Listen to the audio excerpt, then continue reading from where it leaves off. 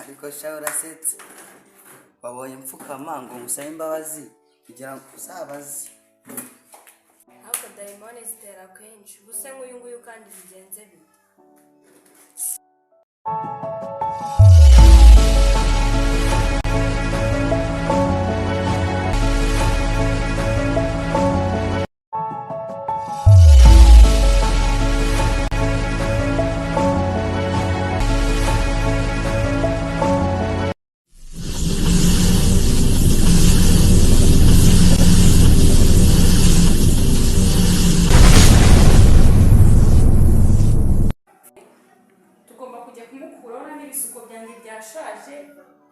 gusa ariko tugomba kumenya ubwenge tukamukura mu bwenge ku buryo atazarabura yego jewe ndahari urabizi ko mama niyambasha ndavuga rikijyana je ndahari kabisa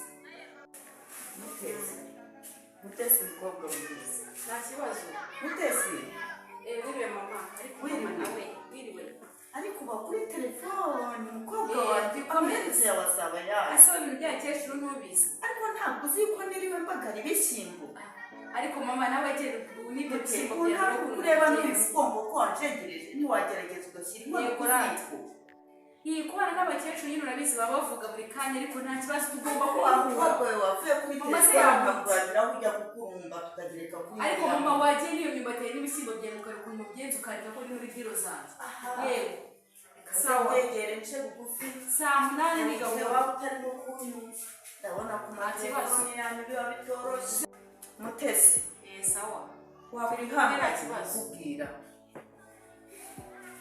wakwihangana oya bya mama byihoreye mama niko yabaye mama ahora mu magara ko mute kwejo nejo bundi wari uri ku rusengero mukobwa mwiza nibyo ngibyo babigisha ibyo bintu byo gusenga kuvanga muri business zanjye ku cyumweru twumvikana no kuwa mbere ni kuwa mbere n'undi munsi mama ntugire ngo ndakubahutse ntuzongere kuvanga business n'ibintu byo gusenga ndabona sinzi amaherezo yawe ese ubwuzubaka kuzabubaka udacira bugufi uwo mwashakanye wakwihangana ukagerageza rwose iyo mujya kuzabona ibyo baba bigisha dore ngaha murasekana reka mbase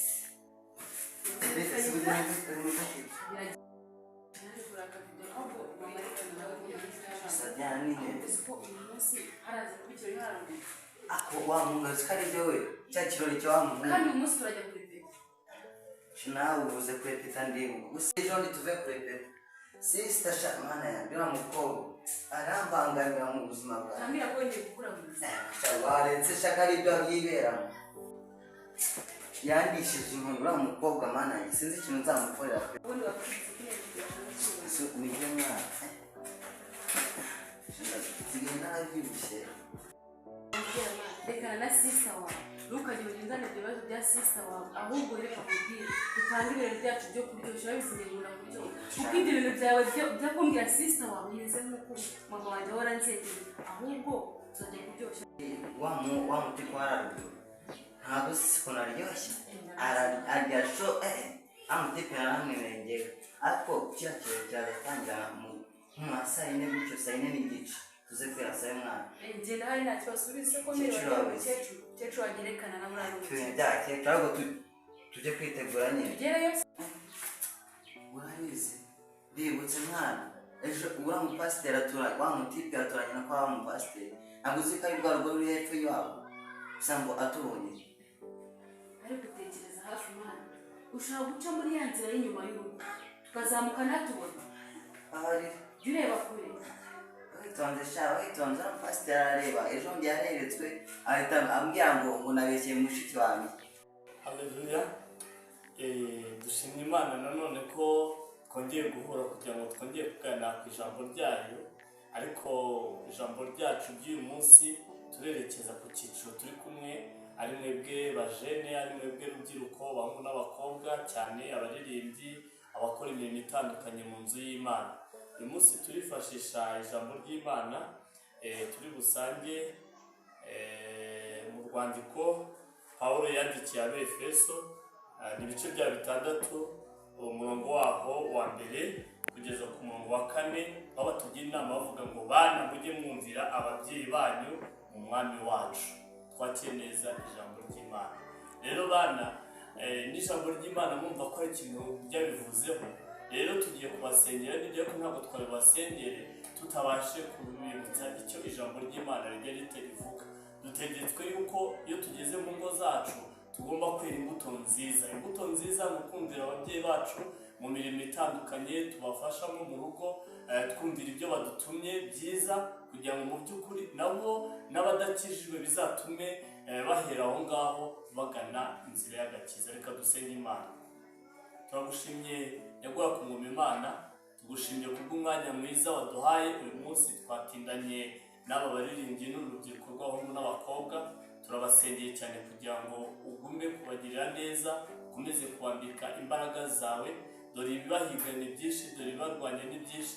Uwiteka Nyiringabo, uhindura imico n'imigenzereze yabo kugira ngo Mwami ni ukuri babe abana batanga urugero rwiza, nk'uko bahagarara imbere y'ubwoko bwawe babwiriza ubutumwa binyuze mu ndirimbo. Reka Mwami ni ukuri n'igihe bari hanze bajye batanga urugero rwiza. Duhaye wo kubana n'urubyiruko, abahungu n'abakobwa, wahisemo kugira ngo bakore umurimo wo kuririmbira, wo kwamamaza ubutumwa binyuze mu nyangano by'umwuka. Ubashyigikire, ubagirire neza. Uwiteka Nyiringabo, urwanya ibibarwanya, dore Satani arabahigira umunsi ku munsi. Reka Mwami ubahe itandukaniro. Mwami ni ukuri bimenyekane yuko ari abakozi bawe. Reka Mwami ni ukuri ubahe ubwenge. Uwiteka Nyiringabo, ujye ubacira inzira mu byo babuze, barinde kwiyandarika. Tugushimiye imbabazi zawe, tugushimiye urukundo rwawe, tugushimiye ko wabanye natwe, tugushimiye ko waduhaye abahungu n'abakobwa kugira ngo badufashe Mwami kwamamaza ijambo ryawe binyuze mu bihangano by'umwuka, binyuze Mwami mu guhagarara imbere y'ubwoko bwawe baririmba. Turabasengeye Mwami ubaha imbaraga, Mwami imbaraga zituma batsinda icyaha, imbaraga zituma Mwami ni ukuri bakora ibyo ushima kandi ushaka, imbaraga Mwami zibatandukanya n'ibyo Satani abashukisha ibyo byose. Ndagushimiye ko ubikoze kandi ushyigikiye n'ababyeyi babo bababeraho umugisha. Urakoze rero Mwami, ubwo tuzongera guhura twumva hari impinduka nziza ziri mu rubyiruko, twumva yuko urubyiruko rwacu rutiyandarika, rutari mu ngeso mbi, rudakora amahane atandukanye. Uwiteka Mwami tuzagushima. Urakoze, byose turizeye kandi turashimye mu izina rya Yesu, amen.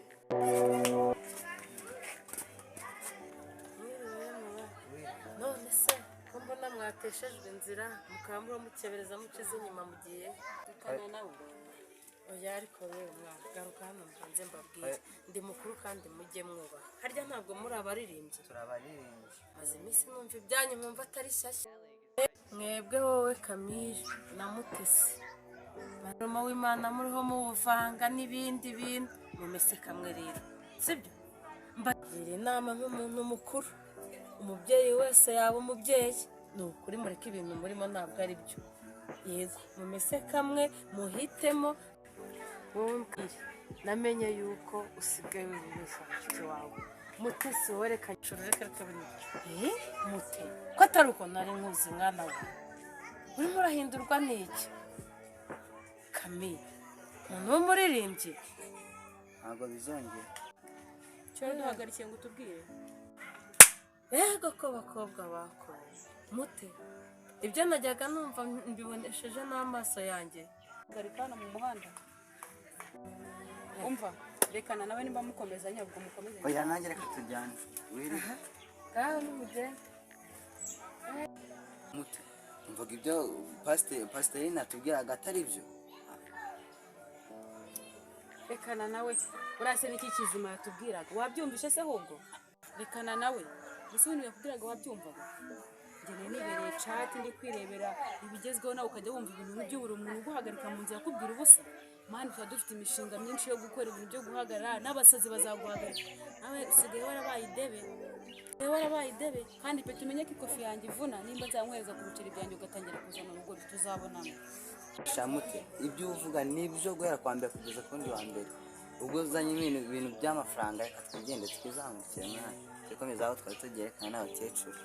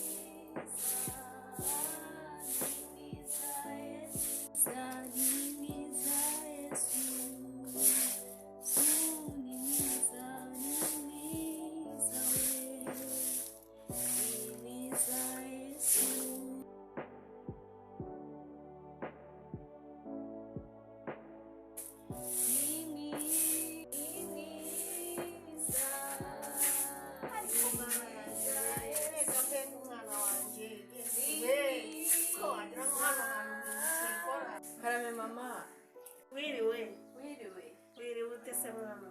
Niriwe neza. Yego. Mama ko wihuse se? Ni amahoro? Nanjye nsanze hano hari ibiziba mpita mbikubura. Ino mvura nayo muri iyi minsi rwose isigaye duteza umwanda. Ndabona amaherezo ari umwuzure ahubwo.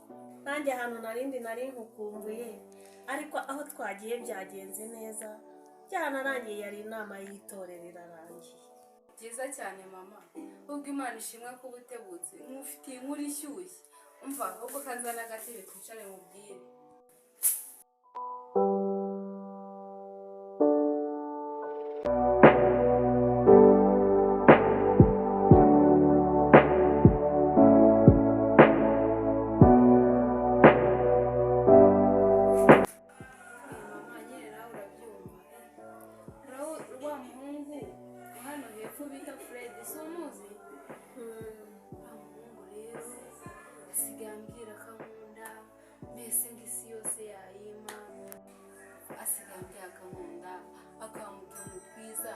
Ejo bundi yanjyanye kungurira icyayi.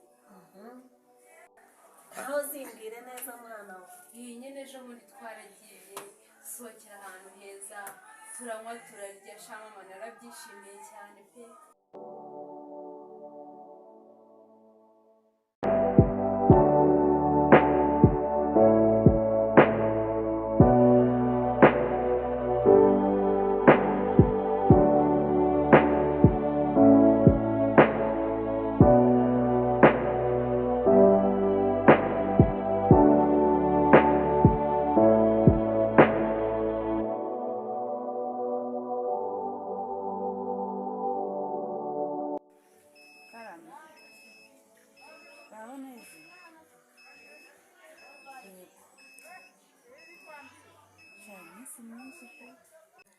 Umukobwa wanjye Munyana rero ndakumva. Mbere yuko tuvugana banza nkuriremo igitenge. Cya kindi naguhaye cyo gukorana niba utarakimeshe ngo kibe gisa neza ubwo nyine kikure kereka niba utarasoza amasuku. Yego mama amasuku nari yasoje akose nino mvura imaze iminsi igwa ntakimeshe imvura yaguye ntabwo cyumye. Ku buryo ntakikurekera se ugakomeza ukakirana abana. Kanya kiraba cyumye kandi n'iki ntabwo nyanza ndagitwara neza mama. Ahubwo mama winjijisha wabyumvisha ute mubwira zira nkuru za Fred? Oya nanjye winjijisha abanza ukuremo kumvira kandi ibiti bitanu mwana. Oya uri hangana mu kiruhuko. Oya wumvira icyo nkubwiye mpanya kumva. Ugenda ugikuremo hanyuma uzumbwire inkuru neza umvire imuzi umbwire neza.